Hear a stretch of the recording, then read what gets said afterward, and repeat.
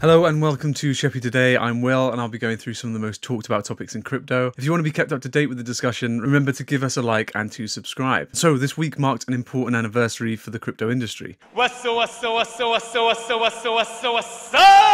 Bitconnect! That's right, it's the first anniversary of the demise of Bitconnect. Wednesday marked 1 year since the infamous crypto loan scheme closed its doors to the world and its investors. The Ponzi scheme offered a no-risk, high-return, stating that investors would receive massive dividends on their crypto loans of up to 40% per month, including daily bonuses. After months of bad press, notable names calling out the Ponzi scheme, and a load of cease and desist letters from various regulatory bodies, Bitconnect shut down. Subsequently, user accounts were locked, and the Bitconnect token BCC dropped by 90% in value. We're actually lucky enough to have Bitconnect's infamous spokesperson here with us today. Carlos Matos will be joining us. He's a little shy, so he didn't want to be on camera, but he insisted on joining us in person today for some reason. So say hello, Carlos. What's up? That was loud. So thank you so much for being with us today. We wanted to talk about... Let me tell you guys that I am so excited. I am so happy. I am really so thrilled to be right now sharing this amazing, glorious, super and exciting moment of my life with all of you guys. Yeah, again, thank you for joining us. As I was saying, we wanted to go through your connection with Bitconnect, how they got you involved. No. That's a scam.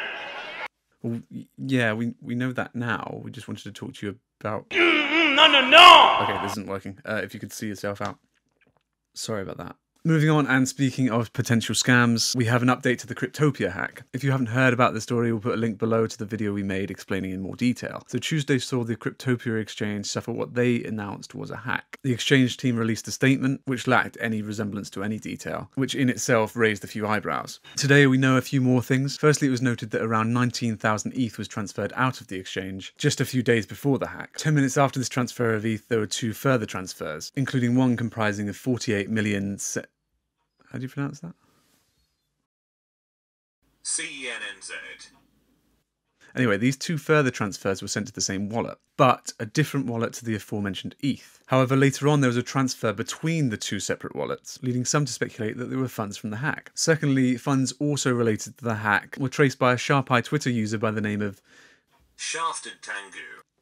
Funds totaling $30,000 in various cryptocurrencies were sent to presumably get laundered in the Binance exchange. CZ, the CEO of Binance, confirmed the funds were from Cryptopia, subsequently seizing the cryptocurrency. This caused its own little outrage as Binance were accused of letting the funds slip the net, with a few users saying that if not for Shafted Tangu or the efforts of social media, the hackers would have gotten away with it. Thirdly, there are also further accusations of an inside job. One blogger on cointhought.co investigated the hack and pointed out some unusual trading days before the exchange shut down. According to the blogger, Cryptopia's native shareholders token, Cryptopia Fees shares, increased in value weeks before the exchange was hacked, seemingly without cause. This was followed by a large amount of sell pressure just before the shutdown of the exchange. The blogger asserts that this sell-off was no coincidence, saying that it was indicative of insider knowledge of the hack. It seems like official investigators may believe this narrative too, with a statement from the police stating that they had undertaken a physical scene examination at the exchange offices. While this could have been carried out for a number of reasons, including an inside job, the statement continued that it was aware of the online speculation and that it was too early to draw conclusions, but that the police will keep an open mind. As I mentioned in the last video, it is of utmost importance that we all look after our own crypto. That includes holding, where possible, our own private keys. But perhaps just as importantly, all exchanges have a duty of care to their users' data and their funds, and should provide airtight security to ensure this kind of hack never happens, especially in lieu of standardized regulatory insurance.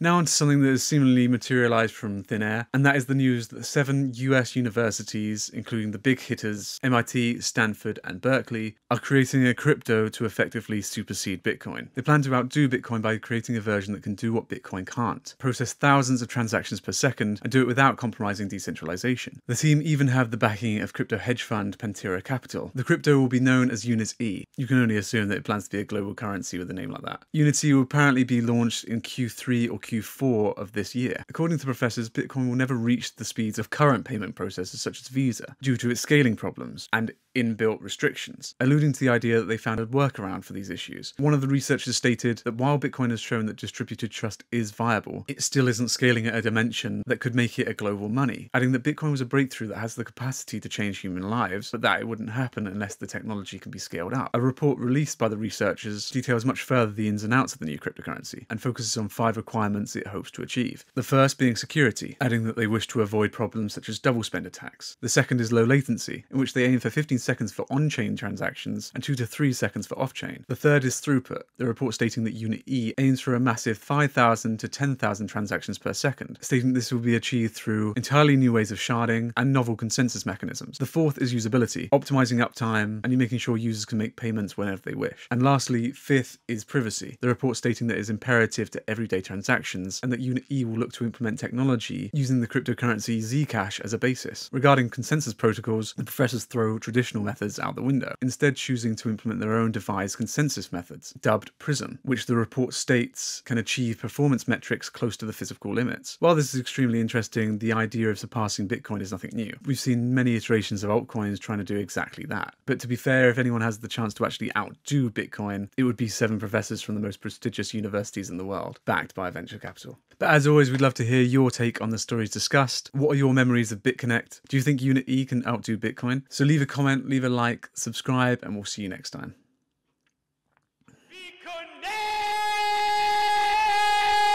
Carlos, we've been through this. This can't happen. You've got to go. We've been through this, man. Come on, you've got to leave. What am I gonna do? Can you not shout in my ear? No, you've got to go.